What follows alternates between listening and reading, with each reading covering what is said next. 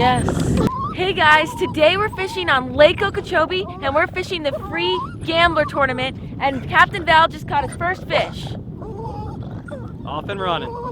So today for our free gambler tournament, right now we are doing some pitching into heavy cover, and I'm using a Why Not. This is a black and blue Why Not soft plastic, and this is a 4/0 Gamakatsu heavy wire hook, and I have a 2-ounce tungsten weight, and then I've got 2 bobber stoppers right on top, and I have it tied directly onto the braid, and I'm just gonna rig this up here really quick.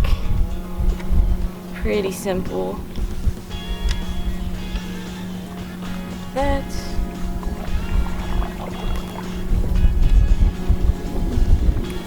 So kind of fishing like that, and I'm just pitching that right into the heavy cover, letting it drop to the bottom, and then raising it just for 1 second, and then reeling it up and doing the same thing over again. And I actually just started doing this for the first time ever yesterday. Val taught me, and I caught 2 fish doing this.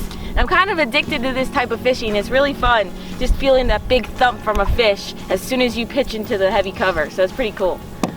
So with me full-time fishing, one of my main goals is actually to encourage and promote a lot more females, not just females, but children and people of all ages, to get outdoors and go fishing. And when it comes to fishing, you know, a lot of people think of fishing as a men's sport because, you know, they only see men out here.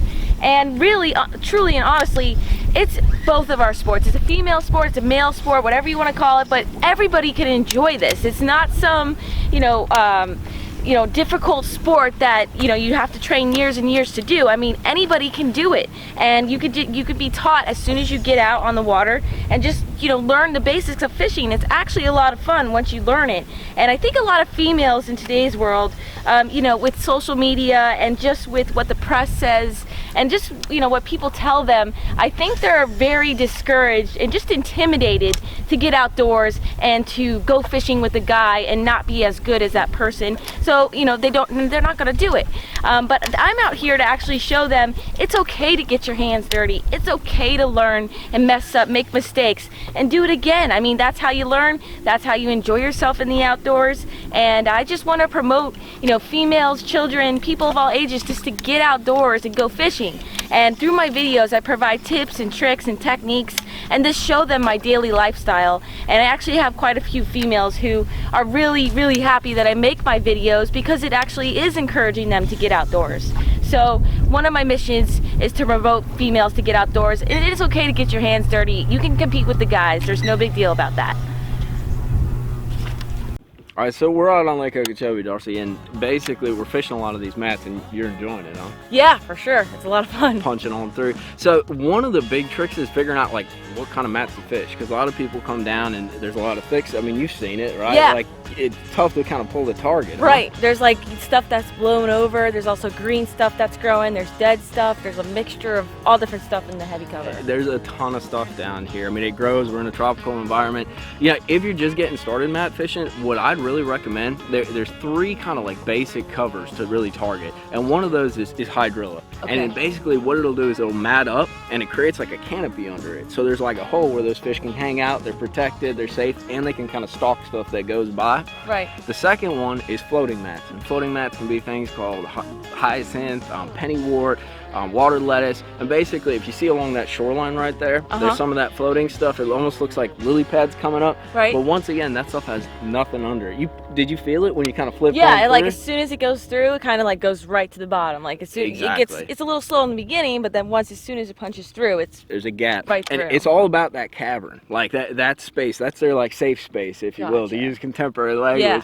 But the other one, and this is one that I love to target, especially when the cold weather comes in, if you see along that line right there, there's a lot of like choppy junk stuff. You kind of mentioned it, all that stuff floating around. Once again, it's the same key where there's that gap under there. You got something on your roof, but under it, there's that space for those fish to hang out. So as you kind of move forward, you got to kind of target and look at those things. Hey, does that have a canopy? Does that have a hole under it? And that's what you can punch on through. And like, how far back in the heavy cover should you go? Like, like when you're punching through, should you be like right on the edge, or should you be like further in? Like, that's kind of the big question. A lot of times when the fish are more active, and this is generalizing, they're going to be more towards the edge or more towards the turn. You'll see how some of this stuff makes like little points and stuff like that. Like you pick out those features, but at the same time, when weather gets really cold, they'll push further on back because the water seems to be a bit warmer. They're more protected, or they're neutral. You know, they don't want to do nothing.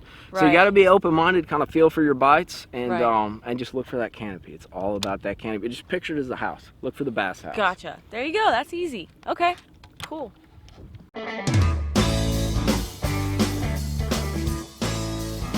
I'm going to show you how we're pitching today, so that way you guys can do it too, if you don't do it already. But basically what we're doing is I've got my setup right here. This weight, I wanted to let you know, is a tungsten weight again, and it's a 1.5 ounce weight, and you can use 1.2 to 1.5 ounce weights for pitching. And what I'm gonna do is basically I have the bait caster in free spool, and I kind of have it like pulled down to about the reel height. I have the lure pulled down to reel height right here, and I'm kind of just gonna like swing it out like a pendulum and use the rod as well to get it out further. Oh, just got my rod. There we go.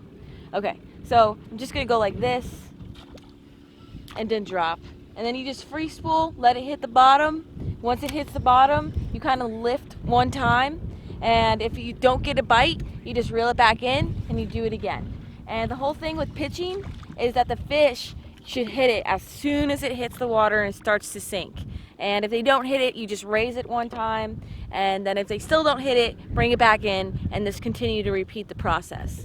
And Captain Val said that this is a really good technique to also catch some really big lunkers, some big old 8-pounders and above.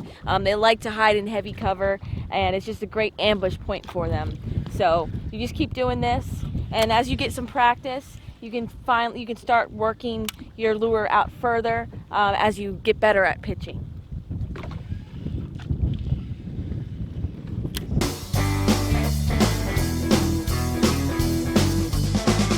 How's the fishing today, Sizzle?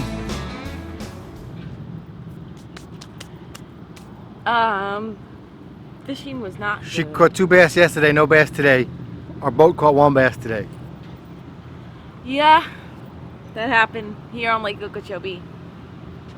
We don't have very good luck on Okeechobee. Yeah, I think I bring the bad luck actually. I'm not sure. She's a little down on it right now. Yeah, whatever. Well, just so you guys know, it's we're out here, bass boats and Lake Okeechobee, and we caught 3 bass in 2 days. No, 4 bass. 4 bass. 4 bass 2 days.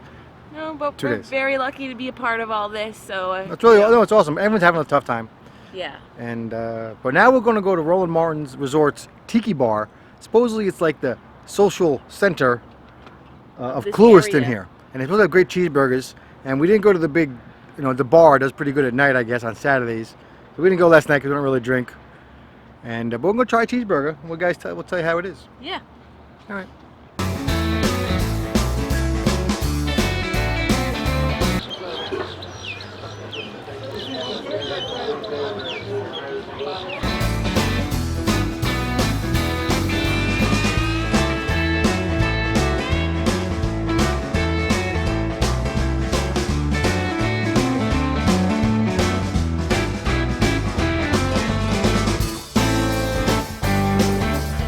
How about 18.5?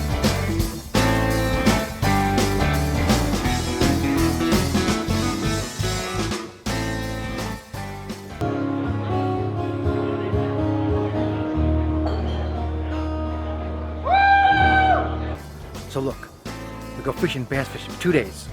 We just got back from Okeechobee 10 minutes ago. Let's see what Darcizzle is up to.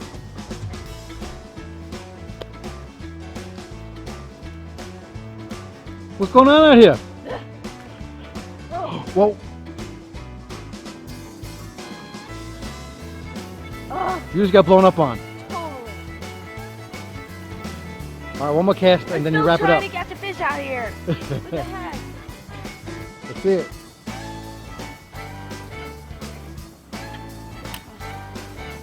One more. All right, she has one more cast. Review. You're still fishing. You just got blown up on as they walked out. Last cast was short.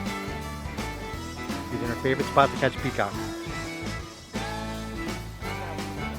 She got weed in the line. She scared the fish away before when it hit. It's not going.